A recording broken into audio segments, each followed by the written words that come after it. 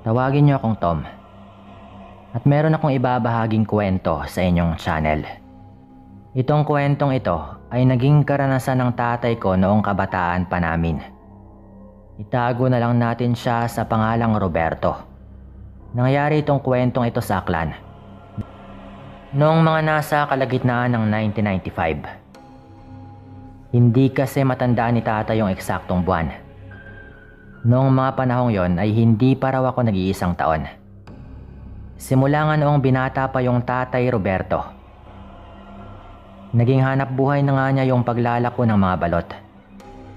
May tuturing kong itong hanap buhay niya yung siyang tumulong sa aming pamilya.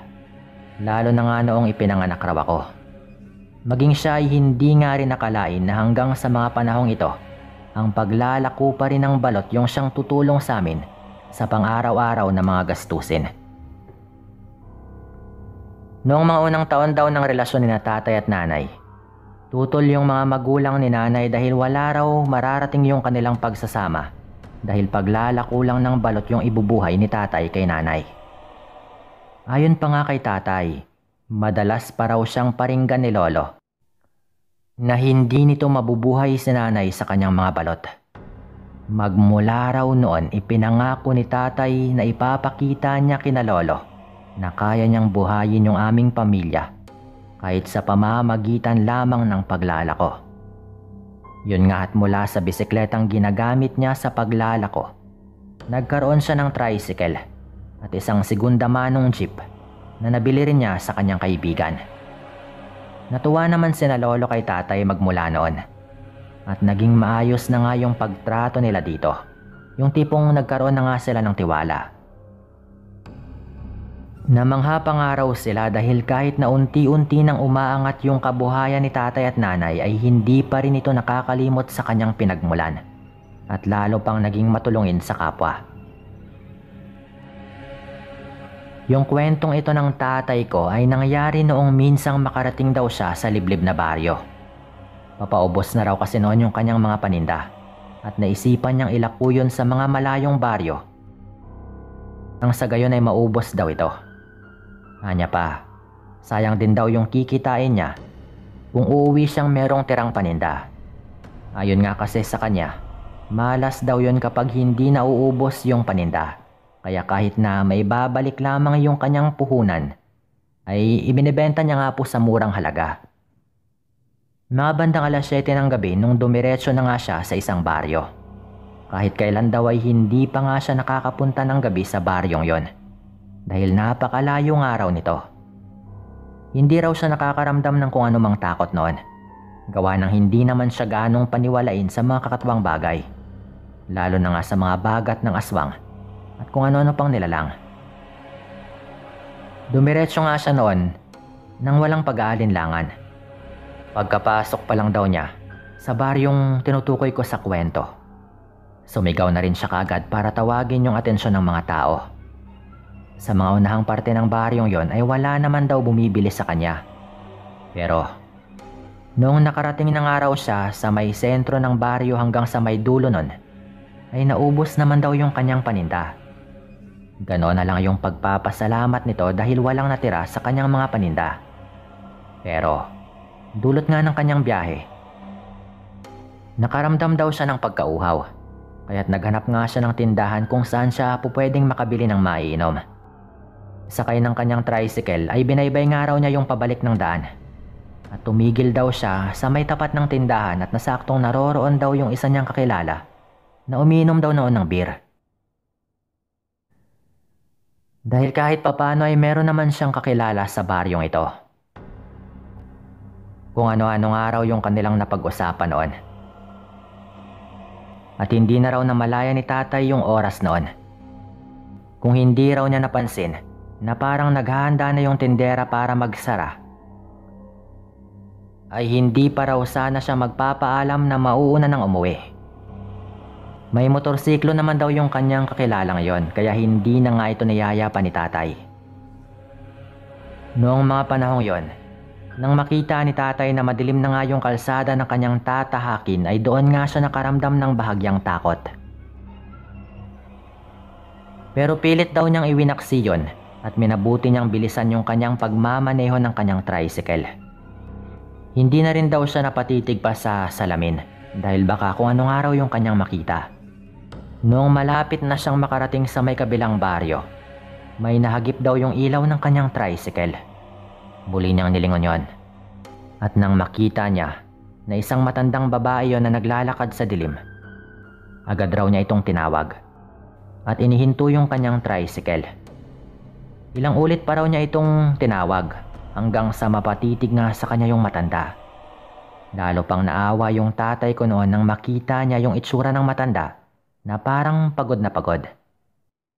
May dala kasi itong lata ng biskwit at parang may kabigatan daw po yon. Tinawag yun ni tatay at sinabihan na makisakay na lamang sa kanya para hindi na nga ito mahirapan pang maglakad. Lumapit naman sa tricycle ni tatay yung matanda at nagwika na sa susunod na baryo na lamang daw siya bababa.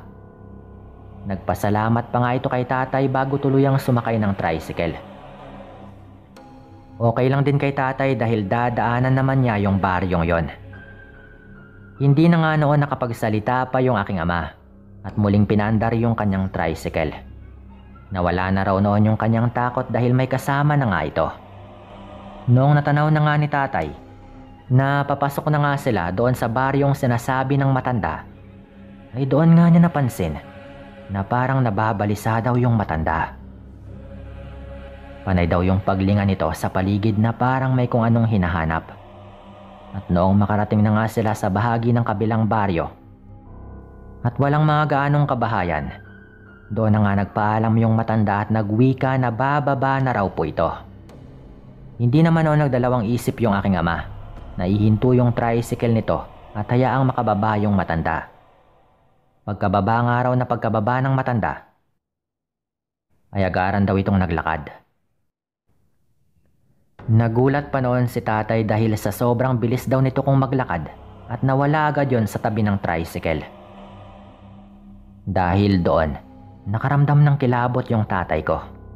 Iniisip pa niyang baka multo yung matanda, kaya't agaran nga raw niyang pinaharurot yung kanyang tricycle para makauwi na rin kaagad. Saktong pagkarating ni tatay sa bayan, doon nga niya napansin na naiwan ng matanda yung lata ng biskwit nito.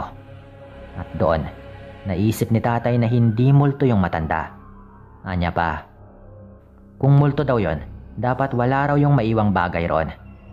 Balak sana niyang buksan yon at iwan na lang yon sa bayan, pero naisip niyang baka makikita niya rin naman yung matanda kinabukasan at baka hanapin nga nito sa kanya yung lata nito. Sa kadahilanang yon, minabuti niyang dali na lamang yon pauwi sa aming bahay.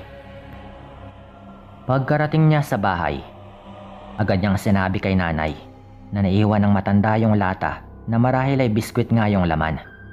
Naintriga naman daw yung nanay ko sa latang yon. At sinubukan daw niya yung buhatin. Pero ganoon na lang daw yung gulat niya dahil hindi raw normal yung bigat nito. Bagay na napansin naman din ni tatay. Nakumbinsi naman si tatay noon na baka hindi nga biskwit yung laman nun. Dahil malakas pa nga yung kanilang kutob. Na baka iba talaga yung laman ng naturang lata. Sinubukan nga ni tatay na buksan yon. At noong medyo nagkaroon na nga ng awang sa pagitan ng lata at ng kanyang takip, biglaan daw na sumambulat yung hindi kaaya-ayang amoy sa paligid. Parang napakalansa daw nun, na hindi nila maipaliwanag ng husto ang kakaibang amoy nun. Muling ibinalik ni tatay yung takip ng lata at pareho raw sila ni nanay na nawala ng lakas ng loob para alamin pa kung ano nga bang laman nun. Noong mga ganoong sandali, may kutob ng hindi maganda yung tatay ko. Sinabi niya rin kay nanay na malakas yung kanyang duda na baka aswang yung matandang yon. At sinabi pa raw niya kung ano pa yung kanyang mga ibang napansin sa kanyang naging pasaherong yon noong nakasakay nga ito sa kanyang tricycle. Idinagdag pa nga noon ni tatay yung pagbaba ng matanda sa bahagi ng kalsada na walang kabahayan at ang mabilis daw nitong pagkawala. Namula agad naman yung mata ng aking ina noong marinig nga niya yung kwento ni tatay. Sinabi niyang kung hindi siya nagkakamali ay baka aswang nga yung matandang naisakay ni tatay. At ang latang kanyang dala ay paniguradong baka lamang loob o karne ng tao.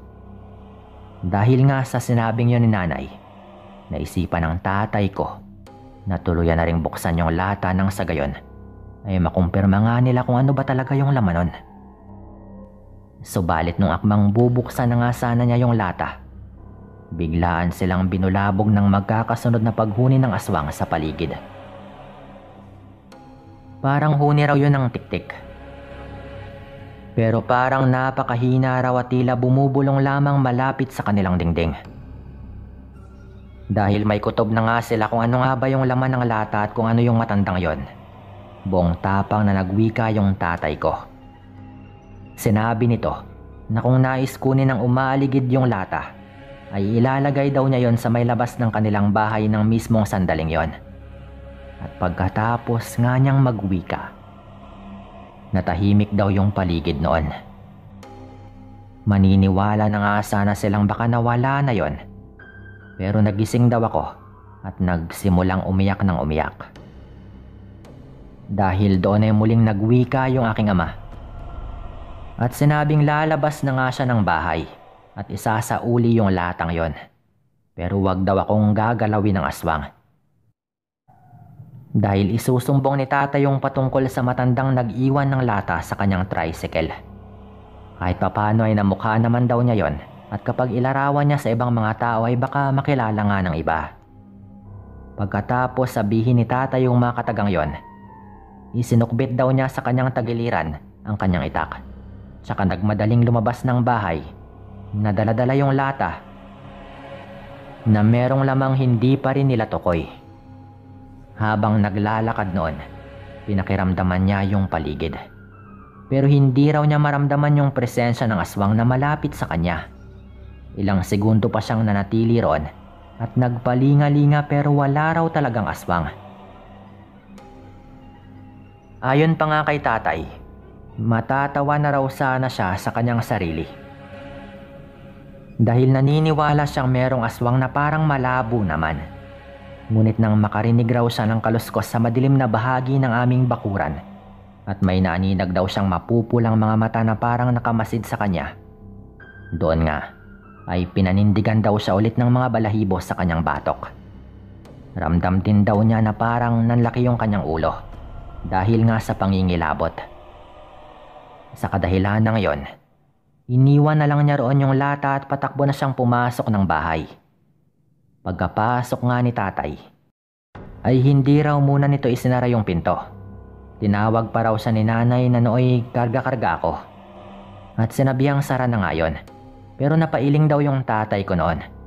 At nanatili daw siya sa may likuran ng pintong bahagyang nakaawang noon. Pinagmasdan daw niya yung bahagi kung saan nga niya iniwan yung lata. At maging yung parte ng labas ng bahay namin kung saan nga niya nakita ang mapupulang mga mata. Walang ano-ano ay nagulat na lamang yung aking ama nang makita niyang itim na nilalang na lumapit sa latang kanyang iniwan sa labas ng bahay. May liwanag din kasi kahit papano na mula sa buwan. Na noon ay hindi pa nga ganun kaliwanag pero sapat na para makita yung paligid. Sa isang pagkisap ng kanyang mata ay magkahalong mangha at hintakot yung kanyang naramdaman. Dahil kitang-kita niyang mabalahibong nilalang na iyon. Bigla ang naging isang dambuhalang ibon daw yon. At nalaman kaagad na aking ama na ibon yon dahil ibinuka nga nito yung kanyang napakalapad na pakpak. Agaran daw na lumipad yung ibon. Habang bitbit na raw nito yung lata na may lamang kung anong napakabahong bagay. Narinig na lamang nila yung pagaspas ng pakpak na papalayo sa may tapat ng aming bahay. At pagkatapos daw nun ay mabilis nang isinara ng aking ama yung pinto ng bahay at lumapit kay nanay. Hanggang sa mga oras na iyon, patuloy pa rin daw ako sa pag-iyak. At dahil doon ay si tatay na nga yung humele sa akin at kalauna naman daw, ay tuluyan na rin akong nakatulog ulit. Sinabi niya kay nanay na tama nga yung kanilang hinala na pagmamay-ari ng aswang yung latang yon. Malakas daw yung kanyang kutob. Na yung mismong matandang yun din yung kumuha nun. Marahil daw ay nagawa nitong sundan yung aking ama dahil alam niya sa kanyang sarili na nakalimutan niya yung daladala niyang lata na merong lamang napakabahong kung ano. Pagmula nun ay hindi na nga naglakas loob pa yung aking ama na pumunta ulit sa naturang baryo kapag madilim na. Naglalako pa naman daw siya hanggang sa mga panahong ito. Kahit ngayon po, naglalako pa rin minsan yung tatay ko kahit hindi na kailangan. Parang libangan na rin po nito. At bago sumapit yung 8:00 ay umuwi na rin po ito. Napaisip noon yung tatay ko na baka hindi siya inatake ng matanda ng gabing yon dahil din sa kabaitang kanyang pinakita o baka dahil tapos na yung matanda na makahanap ng biktima. Dito ko na rin po tatapusin yung kwento at maraming salamat po.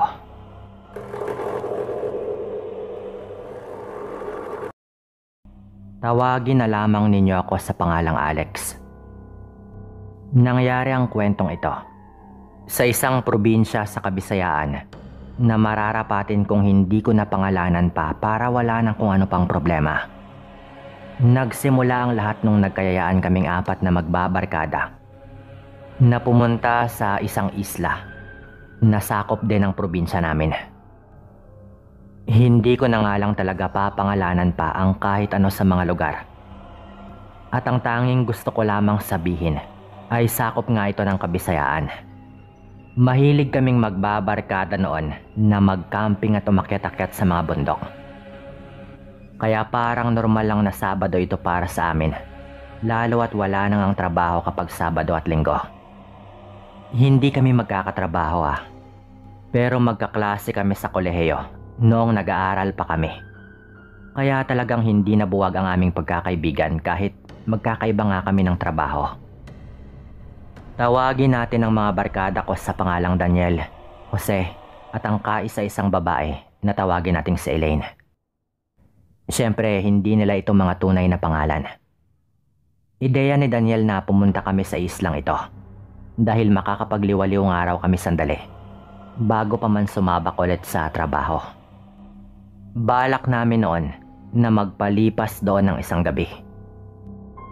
Madalas ay naglalatag lang kami ng mga tent namin sa kung saan medyo okay yung pwesto. Sanay na rin kami na ganon at meron na rin naman kaming mga gamit. Nakapunta na ako ng makailang ulit dito sa islang ito. Pero saglit lang dahil bumisita lang ako sa aking mga kamag-anak. May mga kamag-anak kasi ako doon kaya medyo pamilyar naman ako sa lugar na ito. Pero hindi gaano sa mga tao. Lalo at hindi ako magaling sa pakikipagsalamuha sa ibang tao. Tanging mga kamag-anak ko lamang din ang pinupuntahan ko doon. At bihira lamang yon. Sabado ng hapon kami umalis. May mga dala pa kaming pagkain at kung ano-ano. Pagdating namin sa Pantalan, kung saan nga kami nagbabalak na umarkila ng motorboat na pwedeng sakyan. Mabilis lang din kaming nakakuha ng aarkilahin. Isang lalaking mga nasa 40 mahigit yung may-ari nang nakuha naming motorboat. Dahil mabilis itong kausap at sakto lang din yung singil. Tawagin natin siya sa pangalang Manong Jaime. Manong lang rin yung tawag namin sa kanya. Pinasakay niya kami agad sabay tinulak niya at pinandar ang motorboat. Medyo may kalakihan naman yung bangka. Siguro kayang sagarin yon kahit mga 20 yung pasahero. Medyo mabilis din naman ang takbo nun. Ang sabi ni Manong, 20 minutos lang din daw at makakadaong din kami sa sinabi kong pagdaungan. Malapit yon banda sa may paanan ng bundok na gusto nga naming akyatin. Hindi naman din kalakihan yung islang ito Pero may isang bundok na pwede na rin naman. Lalo na nga sa amin na mga baguhan pa lang din. Isa pa, balak lang din naman namin na tumambay sa isang lugar kung saan kami makakapag-usap ng malaya at hindi namin maiisip sandali yung aming mga trabaho. Balak naming magpalipas lang ng gabi sa maitaas ng bundok. Hindi naman din mataas na bundok ito Sakto lang din. Sa katunayan, medyo mababa lang talaga. Pagdaong namin, Tinanong namin si Manong kung pwede ba na siya na rin yung arkilahin namin pabalik. Nagtanong siya kung anong oras ba kami babalik. At medyo nagulat nga ito sa naging sagot ko. Bukas pa ng umaga, Manong. Sabi ko. Ano? Bukas pa? Dito kayo magpapalipas ng gabi? Sigurado ba kayo? Unang punta nyo yata dito eh. Sabi naman ni Manong. Hindi po, may mga kamag-anak naman po ako dito. Nakailang punta na rin po ako dito. Pero nandun po sa may kabilang side ng isla banda, yung mga kamag-anak ko na ito. Sabi ko naman, sabay-sabi rin sa pangalan ng kamag-anak ko. At nakilala naman yun ni Manong Jaime. Wala naman ba silang nababanggit sa'yo? Tanong pa nito. At nagtaka ako sa kanyang sinabi. At sinabi kong wala naman. At medyo kinilabutan kami sa kanyang naging sagot pagkatapos nun. Alam nyo, hindi pa ganun karami ang nakatira dito. Pero may mga aswang na sa baryong ito. May mga taong lumipat na dito para dito na manirahan. Kaya dumarami na rin talaga sila dito. Yang mga aswang na yan. Sabi pa nga nito sa amin.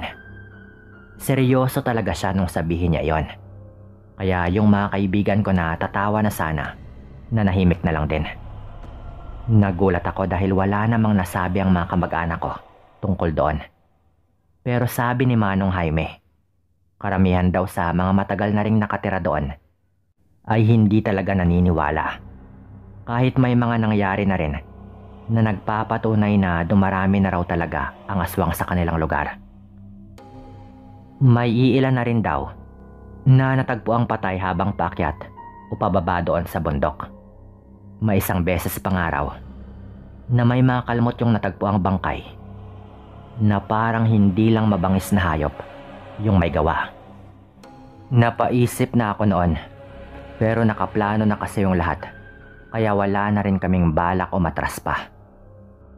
Nagdalawang isip ako dahil nga kahit may mga kamag-anak ako sa islang yon, medyo malayo ang kanilang bahay doon sa kung saan kami banda pupunta. Pinayuhan kami ni Manong Jaime noon na wag na lang magpalipas ng gabi doon. Pero kung hindi na raw talaga niya kami makukumbinsi, ay puntahan lang daw namin siya kapag naramdaman namin na meron talagang problema sa lugar. Tinuro niya ang bahay niya at malapit lang yon sa may dalampasigan kung saan nga kami dumaong. Umuo lang kami at nagpaalam na ring umalis. Naglakad kami ng mahigit 10 minuto.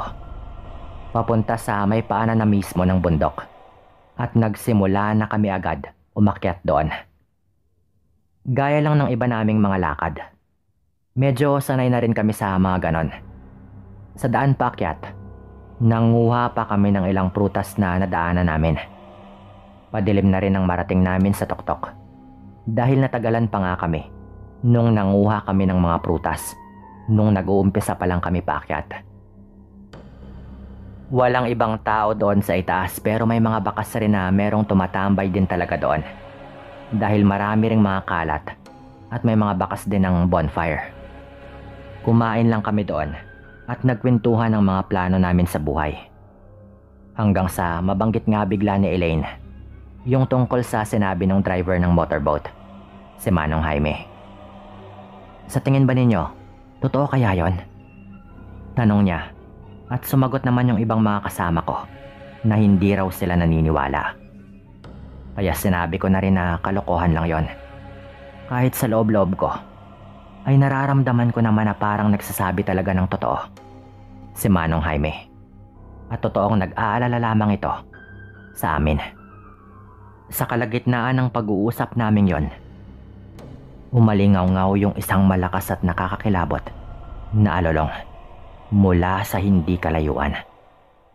Yun bang tipong kakaiba talaga? Kinilabutan kaming lahat sa tunog.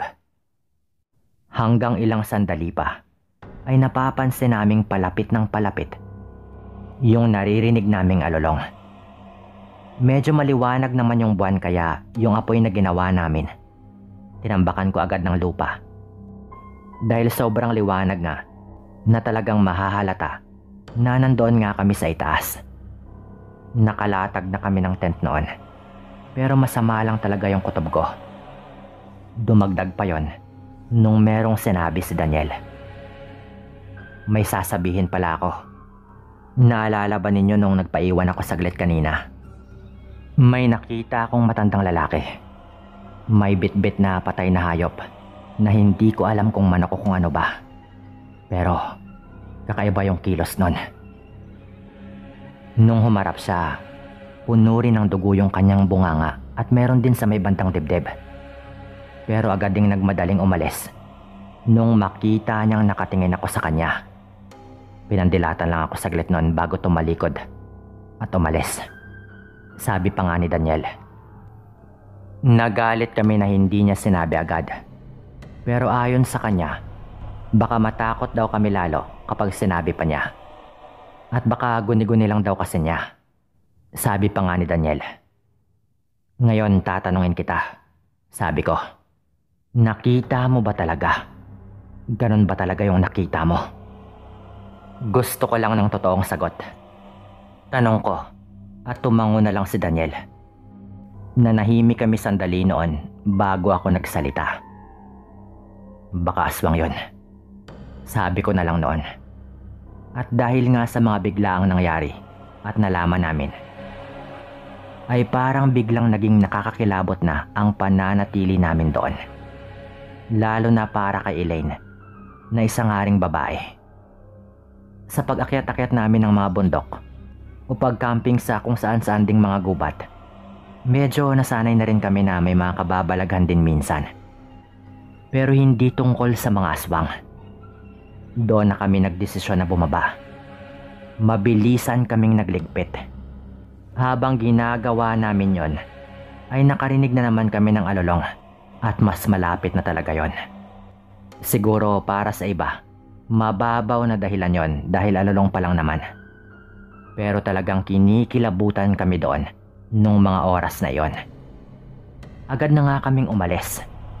Tulad ng sabi ko, hindi naman ganon kataasan ang bundok. Pero natagalan lamang kami sa pag-akyat dahil sa pangunguha ng mga prutas. Mabilis nga kaming bumaba gamit yung flashlight bilang ilaw. Siguro mga 20 minutos lang yon pababa basta't mabilisan.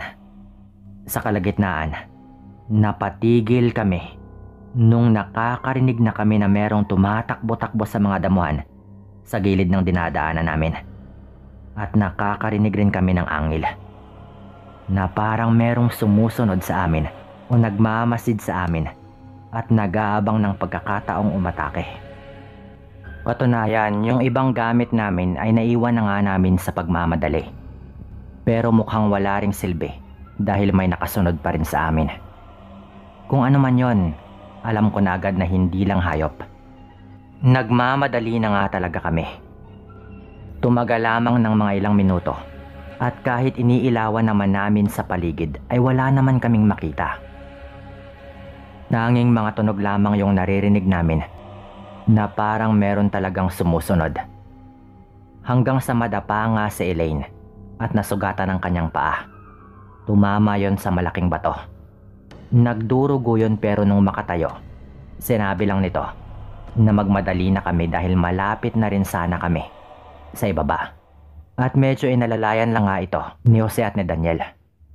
Ngunit pagtutok ko ng ilaw sa daan, merong tumambad sa amin na isang hayop. Malaking malaki at itim na itim. Na hindi ko talaga masabing aso. Sinabi ko lang na hayop dahil nakadapa lang talaga yon. Kinuha ni Daniel yung dala niyang kutsilyo habang dumampot naman ako ng putol na kahoy. Habang si Jose ay inalalayan naman si Elaine. Huwag kang lalapit. Wala kaming ginagawa sa'yo.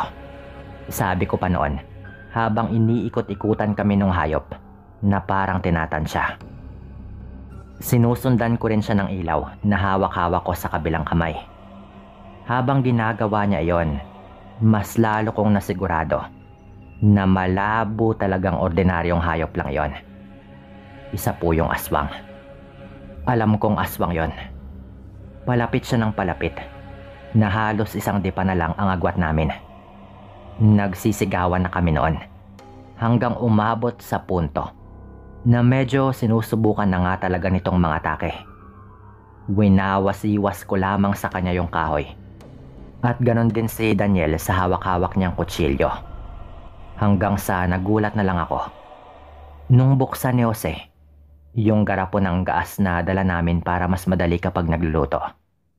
At tinapon niya yon doon sa hayop. Natapon sa katawan nun yung laman ng garapon. Sabay sindi ni Jose sa dala naming solo na dinala nga namin kung sakaling maubusan nga ng baterya ang flashlight. Sige, lumapit ka dito. Tignan ko lang kung hindi ka magliyab ngayong balot ka na ng gas. Sabi pa nga ni Jose noon. At nakapagtatakang umatras nga yung hayop na medyo lumayo na mas nagpapatunay na isa nga itong aswang. Alam niya ang pwedeng mangyari sa kanya. Medyo marami pa naman yung laman ng garapon na natapon sa kanya. Ngunit bago pa man siya makalayo ng ilan pang hakbang sa amin, mabilis kong inagaw kay Jose yung solo at binato ko yun doon sa hayop.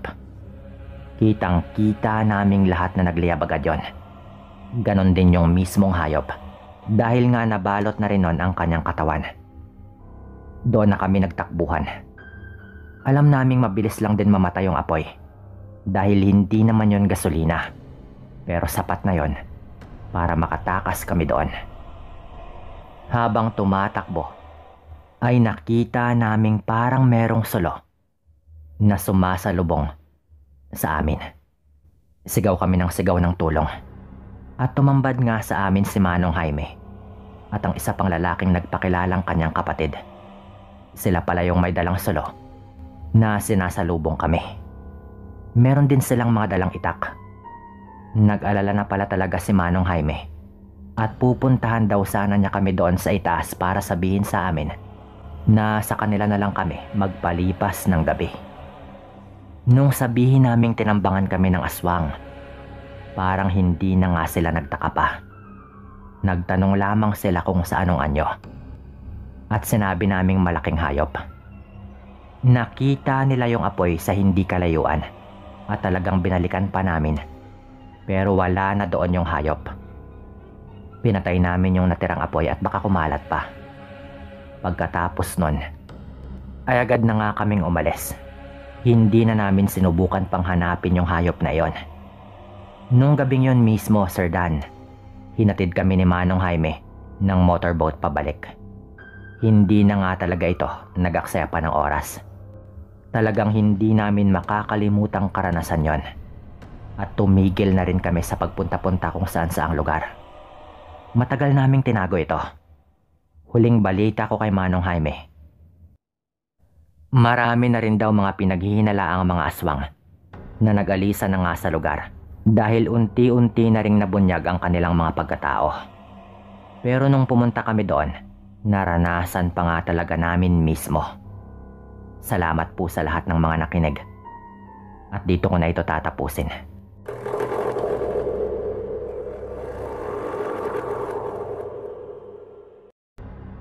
Nangyari ang kwentong ito taong 1994 sa probinsya ng Occidental, Mindoro. Bago ako magsimula, gusto ko lamang linawin na wala akong intensyong ipahiya o siraan ang sino man sa kwentong ito. Tawagin niyo pala akong Nonoy. Ikukwento ko lamang kung ano yung pagkakaalala ko sa mga naganap. Kaya wag niyo sanang husgahan ang sino man sa kwentong ito. Ganito nagsimula yung kwento. Tao po, Lola Patring. Taga barangay po. Pinapatawag po kayo dahil sa isang reklamo. Sigaw ng isang lalaki sa labas ng bahay namin. Yung sinasabi niyang Lola Patring dito ay yung lola ko mismo. Nanay ng nanay ko na noon ay nasa bahay namin nakatira. Napabangon ako sa kinahihigaan ko. Lalo nung marinig ko na meron daw nagrereklamo kay Lola. Wala naman kasi akong maalala na merong nagawa ng masama si Lola Patring. Nagkataon pa na ako lang mag-isa yung nasa bahay ng mga oras na iyon. Dahil umalis lahat ang mga kasama ko sa bahay. Pati na rin nga si Lola. Binuksan ko agad yung pinto at nagtanong ako. "Ano ba yon, kuya? Ano bang nagawa ng lola ko? Wala siya dito eh." Tanong ko pa noon. Isa nga sa mga barangay tanod, yung lalaki sa labas. "Pasensya na iho ha. Hindi ko rin alam eh. Pero pagdating ng lola mo, pakisabi na lang ah. Si Aling Dahlia kamo yung nagpapatawag dahil meron daw reklamo sa kanya. Kapag dumating na siya, sabihan mo lang siyang pumunta sa barangay at mabilis lang din naman ipatawag yung nagrereklamo sa kanya." "Yan lang iho, mauna na ako," sabi naman ng tanod. Tumango lang ako noon at wala talaga akong ideya kung bakit naman ipapatawag ni Aling Dahlia yung lola ko. Siguro nakipagtsismisan na naman kung saan si lola. At baka si Aling Dahlia ang naging laman ng kanilang usapan. Tapos baka nakarating sa kanya kaya gusto niyang ireklamo yung lola ko. Sa isip ko pa nga noon, lalo at yun lang talaga ang maisip kong pwedeng kasalanan na magawa ni lola dahil sa pagkamarites nga nito noong araw. Bandang tanghali, dumating na rin yung mga magulang ko at nagulat sila kung ano bang dahilan. Hindi rin talaga nila alam. Ilang sandali pa pagkatapos nun ay dumating na nga rin sa wakas yung lola ko. Sinabi namin sa kanya agad na pinapatawag siya doon sa barangay hall. Napaisip sandali si lola na medyo nagtaka rin. At nung tanungin nga namin ito kung ano ba ang kanyang nagawa, ay napailing na lamang ito at wala naman daw siyang maisip na kasalanang kanyang nagawa. Minabuti niyang puntahan na lang talaga para magkaalaman na lang. At ilang sandali pa ay umalis na nga si lola at pumunta doon sa barangay hall. Mga mahigit 1 oras din siguro ang inantay namin bago nakabalik si lola. Nung una ayaw pa nitong magsalita kung ano ba talaga ang inireklamo sa kanya, pero maya-maya pa ay sinabi rin ito. Ayon kay lola, pinatawag daw siya ni Aling Dahlia dahil nirereklamo daw siya nito na inaaswang daw ni lola ang kanyang ipinagbubuntis. Buntis kasi ito ng mga panahong iyon. Nagulat kaming lahat noon at talagang galit na galit yung nanay ko. Pupuntahan daw niya si Aling Dahlia at kokomprontahin dahil nababaliw na yata daw ito sa kanyang mga pinagsasabi. Kapag ganong nagagalit yung nanay ko, ay hindi talaga ito mapipigilan kahit pa ni tatay. Kaya ang nangyari, umalis talaga yung nanay ko at wala rin akong nagawa kundi sundan na lang ito. Pagdating doon kila Aling Dahlia, medyo naging mahinahon naman yung nanay ko. Tinanong niya mismo kung ano ba talaga ang basehan nito. Kung paano nga niya nasabi yung tungkol kay lola. Pinapasok naman kami sa bahay ni Aling Dahlia at sinagot naman ito ng mahinahon yung nanay ko na tawagin na lang din natin sa pangalang Marlene. Ang sabi ni Aling Dahlia, "Alam mo Marlene, yang nanay mo ilang pagkakataon ko nang nakita pagsilip ko sa bintana na umaali-aligi dito ng gabi. At hindi lang basta gabi, kundi alanganin talagang oras. Alam ba ninyong lumalabas siya ng bahay ng mga 11:00 ng gabi? At sa tuwing nakikita ko siya, talagang humihilab yung tiyan ko. May isang pagkakataon pa na tanghaling tapat, nandyan rin siya sa labas ng bahay namin. Nung nilabas ko naman at tinanong kung bakit ito nandoon, ay wala naman itong masagot. Pagpapaliwanag pa nga ni Aling Dahlia noon. Pero ayon sa kanya, ay inayos na raw nila sa barangay ang kanyang reklamo. Basta't wag lang daw lumapit pa si lola doon banda sa kanilang bahay para wala daw silang problema. Nakita ko talaga yung kalituhan sa mata ng nanay ko pagkatapos magpaliwanag ni Aling Dahlia. Nahalatang naguluhan na nga yung nanay ko.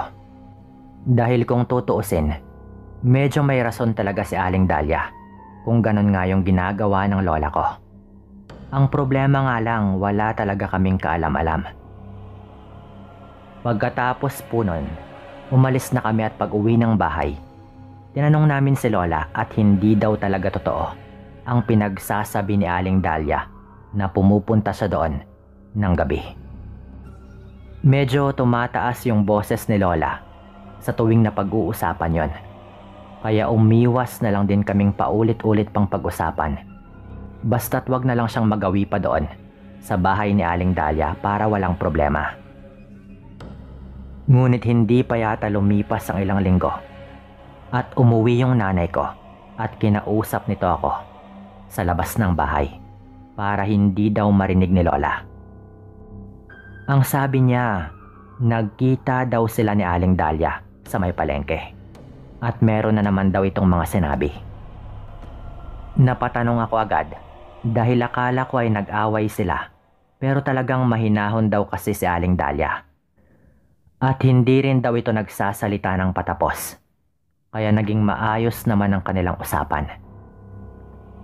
Ayon kay nanay, nagpa-albularyo daw pala si Aling Dahlia at sinabi daw sa kanya ng albularyo. At nilarawan pa kung sino yung nangangaswang at si Lola daw talaga. Tugmang-tugma daw talaga kay Lola. Ayon pa raw kay Aling Dahlia, pusa na kulay itim din daw yung nakita niyang umaali-aligid sa bahay nila ng mga nakaraang araw. At nung isang gabi daw, lumabas daw yung kanyang asawa at hinabol niya yung pusa. At doon daw sa bahay namin pumunta yung pusang yon. Kwento pa nga ni nanay na sinabi ni Aling Dahlia. Bantay-bantayan lang daw namin si Lola. At baka totoo daw pala lahat para mapatunayan na nga rin daw niya ang kanyang mga sinasabi. Dagdag pa raw ni Aling Dahlia. Siyempre, nasaktan pa rin yung nanay ko sa mga sinabi ni Aling Dahlia. Nanay niya yung pinaparatangang aswang eh. Pero ayon kay nanay, para makasiguro daw kami, ay talagang magbantay na lang daw kami. Napag-usapan na nga namin yung gagawin noon at pati yung tatay ko ay sinabihan rin namin. May sariling kwarto si Lola na may pinto talagang maayos. Yung kinagandahan lang ay merong susi yung tatay ko sa lahat ng mga pinto sa bahay namin, kasama na yung kwarto ni Lola. Hindi kami natulog agad at pinapakiramdaman lang din namin. Pero 11:00 na ng gabi at wala namang lumalabas sa kwarto ni Lola. Pumasok na ako sa kwarto ng mga magulang ko noon at sinabi ko nga na mukhang hindi naman lumabas si Lola ng kwarto. Ngunit hindi na nga talaga natahimik yung nanay ko at kumatok siya sa pinto ng kwarto ni Lola. Nakailang katok rin siya noon pero wala namang sumasagot. Tinatawag niya si Lola noon na imposibleng hindi ito magising kahit tulog pa. Pero wala. Wala rin sa kubeta o kahit saan dahil tinignan na rin namin. Doon na nga kumuha yung tatay ko ng susi at binuksan yung pinto ng kwarto ni Lola. Hindi ko alam noon pero kinakabahan na talaga ako. Pagbukas ng pinto ng kwarto ay nagulat kaming lahat. Wala doon si Lola. Pero ang malaking tanong sa amin, bakit wala naman kaming napansing lumabas ng kanyang kwarto? Kahit yung bintana ay meron ding grills na malabo naman siyang makalabas. Ang tanging naroon lang sa higaan niya ay ang suot niyang duster ng gabing yon. Nakatupi yun ng maayos at iniwan niya sa ibabaw ng kanyang kama na parang hinubad lang talaga niya at iniwan lang doon. Pasensya na, pero mukhang aswang talaga yung nanay mo, sabi noon ni tatay kay nanay. Medyo nag-aalangan pa si nanay nung marinig niya yon. Hindi ako naniniwala. Hindi totoo yan. Baka lumabas lang, hanapin na lang natin, sabi pa nga ng nanay ko. Sa bintana. Sa bintanang ito siya dumaan dahil kasya yung pusa dito, sabi bigla ng tatay ko kay nanay. Na sa totoo lang, naisip ko na rin dahil may kakayahan talagang magpalit ng anyo ang mga aswang. Posible talagang mangyari yon. Hindi namin alam ang gagawin noon hanggang meron ngang ideyang sinabi si tatay. Magantay lang tayo dito. Patayin lang natin ang mga ilaw. At dito rin sa kwartong ito tayo magantay. Kapag may pumasok na pusa, malamang siya na nga yun. Sabi pa nga ng tatay ko. Lumipas siguro ang mga 2 pang oras. Talagang tiniis namin at nagantay kami. Si nanay ay medyo nag-aalala kasi nga baka nag-aantay kami sa wala. At lumabas talaga si Lola at lumayas na at baka kung mapano. Napapraning na si nanay noon. Nung biglang may narinig kaming tumatakbo sa labas na parang kung anong hayop. Tapos may biglang tumalon sa bintana. Pero dahil nga sa kapraningan ng nanay ko at sa ingay nito, ay natigilan lamang yung pusa sa may bintana. Hindi ko makakalimutan yung mga mata nun na talagang mapupula. Ikaw ba yan, ay? Ikaw ba yan? Alam na rin namin eh. Sabi ng nanay ko noon na talagang parang naniniwala na rin siya na aswang nga si Lola. Doon na tumalon pabalik sa labas yung pusa. Kumuha na kami ng mga ilaw noon at naglabasan rin para habulin yon. Pero paglabas po namin, Sir Dan, talagang ikinagulat ko yung sunod kong nakita. Doon sa likod ng bahay, sa labas mismo ng bintana ng kwarto ni Lola, naroon si Lola at walang saplot at umiiyak. Kumpirmado. Aswang talaga yung lola ko. At malamang yung pusang yon, siya na nga yun. Naayon din kay Aling Dahlia ay lagi raw umaali-aligid sa kanila. Nilapitan siya ng nanay ko noon. Hindi pa man nakapagsalita yung nanay ko ay umamin na nga si Lola.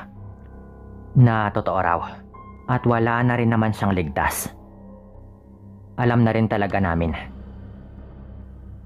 Umiiyak si Lola noon kay nanay. Kinuha ko yung damit niya at binigay kay nanay. Mabuti na lang at doon sa lupang nabili ng tatay ko kung saan nga kami nagpatayo ng bahay ay wala kaming katabi. Hingi lang ng hingi ng tawad si Lola at matagal na raw niyang tinatago. May mga buwan lang din daw talaga na umaatake talaga ang pagkauhaw niya sa laman. Hinikilabutan ako ng malala noon na hindi ko talaga rin matanggap. Pero yun yung totoo at galing din mismo sa bibig ng lola ko. Ang sabi ni Lola, uuwi na lang daw siya kay tita doon sa Mindanao. At kinabukasan ayun nga yung kanyang ginawa. Hindi siya pinigilan ng nanay ko. Pero yung masaklap po doon, Sir Dan, hindi yata umabot ng 1 taon at nabalitaan naming bumibigay na yung katawan ni Lola. Nalaman na rin ni tita syempre dahil sinabi rin ni Lola sa kanya.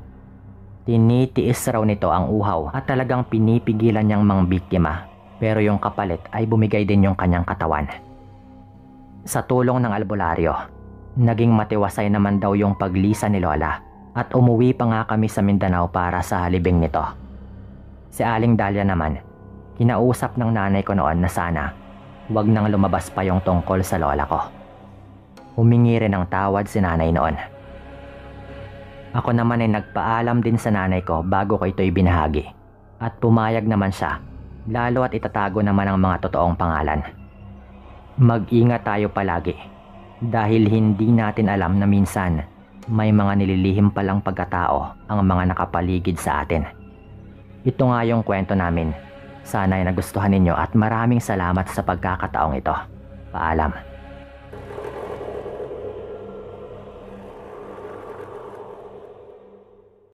Tawagin po ninyo ako sa pangalang Mia. Tunay na pangalan ko po yan at taga Bohol po ako. Kung ano man po yung eksaktong lugar sa Bohol, ay hindi ko na rin po babanggitin pa. Lalo at hindi na rin kailangan dahil matagal na panahon na rin naman nang mangyari po ito. Mga 30 anyos na po siguro. Lalo at 50 mahigit na rin po yung edad ko ngayon. Matagal na rin po akong nakikinig sa inyo. Kasama na po roon ang iba pang mga narrator.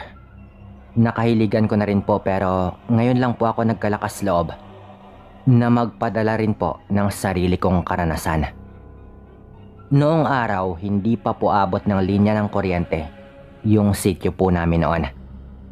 Nasa may dulo po kasi yon. Kaya kalahati po noon ng baryo may kuryente na, pero yung amin wala pa. Lalo at nasa may papuntang bundok po kami at kakaunti lang din yung mga pamamahay doon. Kaya medyo matagal rin bago kami nagkakuryente. Bagong asawa lang ako noon. Sa kababaryo ko rin na tawagin po natin sa pangalang Noel. Mabait ito at masipag. Kaya kahit bata pa ako noon, nahulog ang aking loob sa kanya. Mas matanda ito sa akin ng mga 7 taon. Pero hindi ko ito nakitang problema sa pagmamahala namin. Nakaapak naman po ako ng kolehiyo pero hindi ako nakapagtapos. Dahil tumigil noon yung tita ko sa pagpapaaral sa akin nung malugi ito sa kanilang negosyo sa bayan. Walang-wala naman kami kaya hindi na ako nakapagpatuloy hanggang sa mag-asawa na nga po kami ni Noel. Yung bahay po nila Noel yung nasa may dulo ng baryo na hindi pa abot ng kuryente. At dahil nga po nag-asawa na kami, doon muna kami nakitira sa bahay ng nanay niya. Naitago naman natin sa pangalang Nanay Maria. Hindi naman po kasi niya maiwan si Nanay Maria. Lalo at 2 na lang din sila na magkasama sa buhay. Solong anak po si Noel. At matagal na rin pong yumao ang kanyang ama. Hindi naman yun naging problema sa akin. Lalo at bago kami ikinasal ni Noel, naging malapit naman po ang loob ko sa nanay po nito. Nagdadalang tao na po ako noon kaya nagpakasal po kami. Huwag po sana ninyo akong husgahan. Dahil nauna nga pong mabuntis bago po yung kasal. Aaminin ko pong naging mapusok po kami noon. Yung trabaho po ng asawa ko ay nag-uuling. At nagbibenta rin po ng mga kahoy panggatong. Minsan rumarakit din po ito kapag meron pong nagpapagawa ng bahay. Dahil marunong din po ito sa pagkakarpentero. Tuwing umaga, nakaugalian ko na natulungan si Nanay Maria sa kanyang mga tanim na gulay. Pero nung medyo malaki na rin po yung tiyan ko, hindi ko na rin magawa at minsan sa pagluluto na lang din ako umaalalay. Minsan habang naghihiwa po ako ng kalabasa, naitanong po sa akin ni Nanay Maria kung handa na raw ba talaga akong maging ina. Bagay na agad ko naman pong sanagot ng oo. Ngunit ang sabi po nito, kung sakaling hindi pa raw pala ako handa, baka magawa naman daw niya ng paraan. Hindi po ako nakasagot agad noon, kaya agad rin yung binawi ni Nanay Maria at sinabing, kalimutan mo na ang sinabi ko, iha. Baka kako ayaw niyo pa naman ng anak. Wika pa po nito at nagpatuloy po ito sa kanyang ginagawa. Napaisip ako noon kung ano ba ang kanyang ibig sabihin. Mukhang balak nitong ipalaglag sana ang dinadala ko kung sakaling hindi pa kami handa. Pero ang laki na po ng tiyan ko noon eh. Mga 7 buwan na rin, kaya hindi ko maisip kung saan ba nanggagaling ang mga pinagsasabi noon ni Nanay Maria. Sa isip ko lang po noon, handa na rin talaga kaming mag-asawa na magkaanak. Mahirap ang buhay pero pagtutulungan naming palakihin siya ng maayos. Ganon lang po yung nasa utak ko noon. Kaya pilit kong binaliwala yon. At hindi ko na rin po binanggit pa sa asawa ko. At baka mag-away pa po sila. Ang napansin ko lang po noon, simula po nung sabihin nyo ni Nanay Maria, parang hindi na po ako mapakali, lalo na sa gabi. Kaya minsan po, kulang na po ako sa tulog. Isang hating gabi, habang tulog na nga po yung asawa ko, ako naman ay nag-iisip-isip, kaya hindi pa po ako makatulog. Bigla na lang po akong nakarinig noon ng kaluskos sa division po ng kwarto. Magkatabi lang po kasi yung kwarto namin at yung kwarto po ni Nanay Maria. Maya-maya pa po, nakarinig ako ng paulit-ulit na boses na meron pong sinasabing, ang bango, napakabango. Ganon po yung pagkakarinig ko na talagang kinilabutan po ako. Boses nga po yun ni Nanay Maria. At kahit napakahina lang po nun, naririnig ko po yun lalo at sobrang tahimik doon kapag gabi.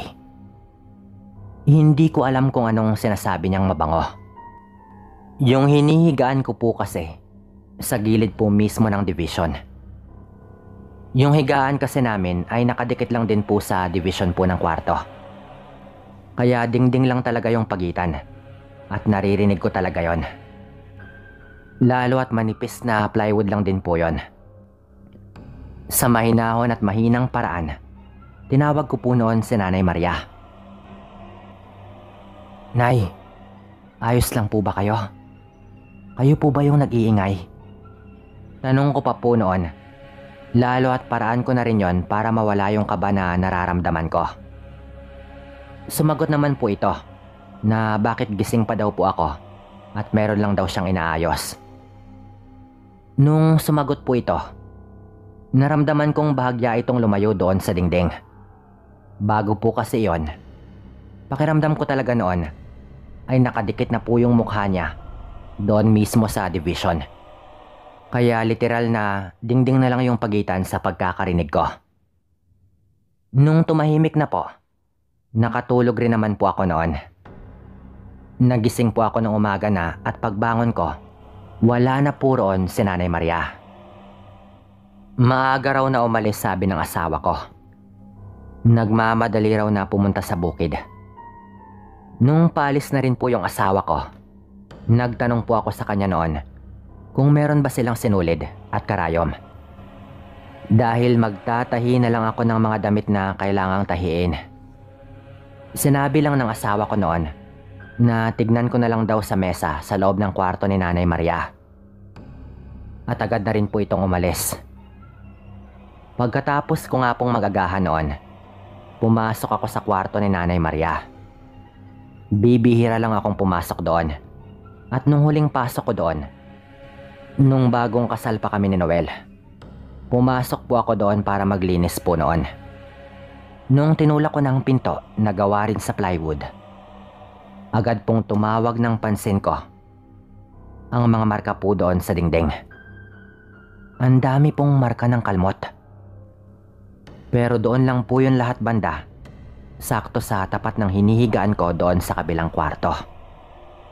Tulad po ng sabi ko, division na plywood lang po yung pagitan ng kwarto namin.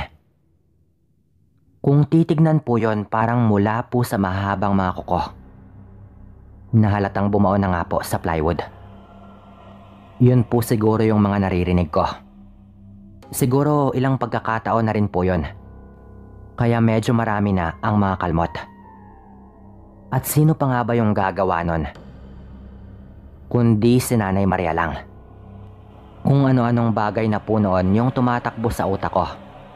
Pero pagbalik po ni Nanay Maria at ng asawa ko, hindi man lang po ako umimik tungkol doon. Makailang pagkakataon po akong bumelo na sabihin sa asawa ko pero natakot po ako noon. Nung naghahapunan na kami, nagtanong po si Nanay Maria kung pumasok ba ako sa kwarto niya. Hindi ko alam kung paano niya nasabi yon. Samantalang wala naman po akong ginalaw. Hindi rin po ako nagpatuloy sa pagtatahi. Dahil hindi nga po ako mapakali noon sa aking mga nadiskubre. Hindi ko alam kung paano niya yon nasabi. Siguro naamoy po niya o kung ano man, lalo at may ideya na po ako noon na baka aswa nga po yung matanda. Tinanggi ko lang po lahat yon at hindi naman po ito nagtanong pa ulit. Siguro sa pagod ko na rin po sa pag-iisip. Agad nga po akong nakatulog ng gabing yon. Pero bandang hating gabi po noon, nang magising po ako, dahil nakaramdam po ako ng parang mabasa sa may bandang tiyan ko. Pagdilat na pagdilat po ng mata ko, agad pong tumambad sa akin ang isang bagay na hinding-hindi ko talaga malilimutan. Doon po sa itaas po ng division, nakalabas po yung kalahati ng katawan ng isang matanda, habang yung kalahati naman po ay hindi ko makita. Parang nakadungaw po ito. Napulang-pula po yung mga mata at mahaba po yung dila. Naglalaway po yun ng sobra, na direkta pong tumutulo sa tiyan ko. Kaya pala nakaramdam ako ng babasa. Yung matanda pong tinutukoy ko ay walang iba kundi si Nanay Maria. Kahit ibang iba po yung itsura, kilala ko po ito dahil po sa suot po nitong duster. Sa pagkabigla ko po, agad po akong napasigaw noon. Nagumising naman po sa asawa ko. Nung gawin ko po yon, Sir Dan, kitang-kita po talaga namin, pati na nga po ng asawa ko, na parang nawala sa kanyang sarili ang matanda. At tuluyan na po sana itong aakyat doon po sa division, papunta po sa kwarto namin. Kahit nataranta, ay kinuha ko noon ang garapon na meron pong lamang asin, na itinabi ko nga po doon sa higaan namin nung makita ko noong umaga ang mga kalmot sa kwarto ni Nanay Maria.